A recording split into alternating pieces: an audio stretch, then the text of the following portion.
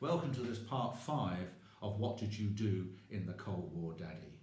At the end of the last part, we had just been informed by the fighter controllers that the tanker had left the tow line and was heading back home.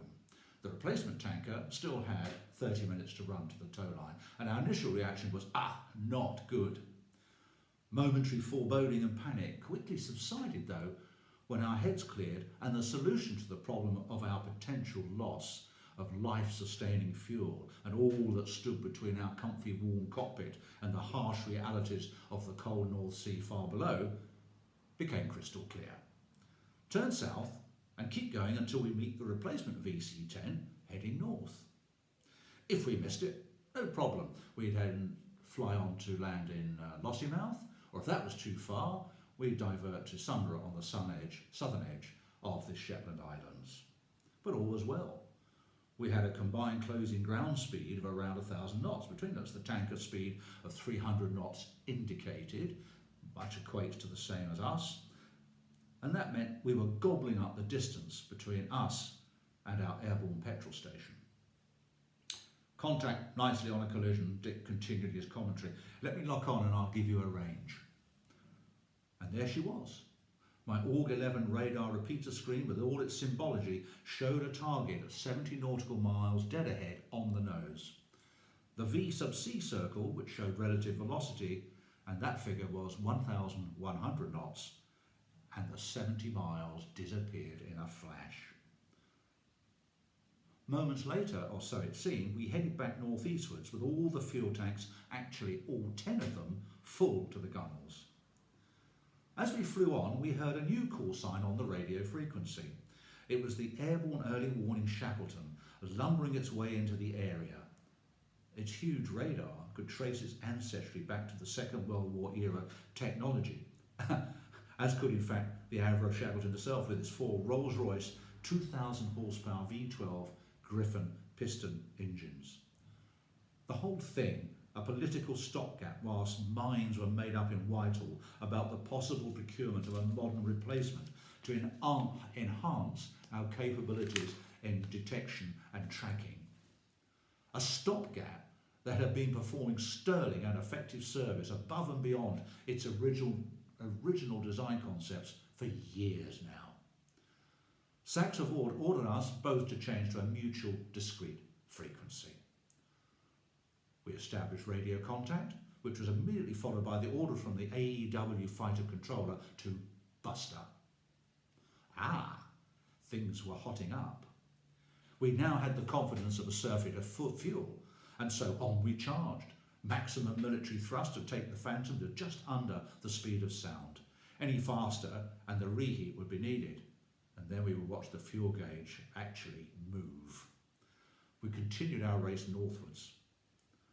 The AEW controller, crouched in his tiny cramped cabin mid-fuselage of the ubiquitous shack, informed us that the 2 bears intercepted by the Norwegians had been handed over to the Americans for tracking. Actually, that was not what we wanted to hear. If the 2 were our original targets, then we had missed them. And not only that, we'd actually been hoping for some rather more esoteric fare than just a regular milk run to Cuba. But the Buster order was not cancelled. It still stood. So what in the hell was going on? The minutes flashed by. Q2, descend flight level 200. Down we went. The Mach number hovered briefly around 1, the speed of sound. Contact, Dick's strident voice on the intercom. But he continued with innate calm. 1,000 knots on the V sub C and on the nose. I could see on the screen that he was using the long-range pulse Doppler mode. Showing 1 down. He paused. Hang on. He broke the radar lock and the radar picture returned to the raw radar display with its characteristic arc set below a straight line and below which the screen was full of white noise, but a blip nevertheless showed halfway down while Dick acknowledged he was I'm just taking a quick look around. I thought I saw another one. He started searching with the radar lower down, below our altitude. This is unusual. QRA sorties normally intercept targets at high level. The scanner gave ever such a slight judder as it was locked up again. the symbology restored and the picture completed. On the nose, at 120 nautical miles, showing 5 down, go down. Urgent, that last command. Judy, Judy, I call the Shackleton fighter controller. Roger, clear VID, came the laconic reply. Excellent. We were now clear to visually identify our target. Co-out, Dick called as we passed the target's altitude. The scanner display eventually showed a degree or two up as it remained steadily locked to the target. But now, the drawback was that if there were other targets out there, we would not see them.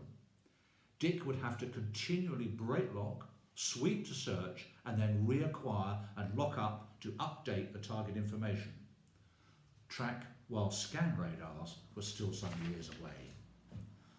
120 miles rapidly wound down, and the higher definition but shorter range pulse mode was selected. The radar still swept from side to side, a tiny blip indicating the raw return of the target. A raw, real radar picture, not like today's computer-generated imagery. Bloody hell, burst into my earphones. What? Look at the scope, look at the returns. I did as I was bid. Oh my gosh. Never before have we seen anything like it on a QRA mission. At first glance, the scope was awash with activity. How many are there? Stand by, a brief pause. I can count 9 targets. There it was.